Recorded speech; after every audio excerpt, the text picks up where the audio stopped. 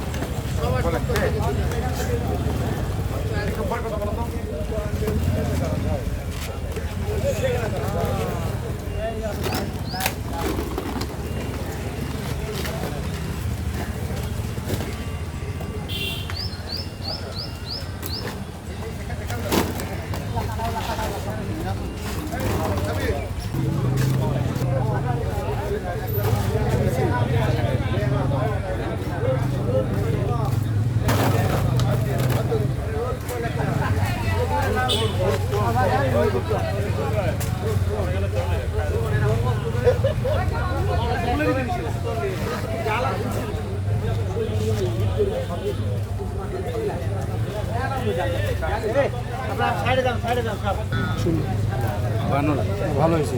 ঠিক আছে আরো দুজন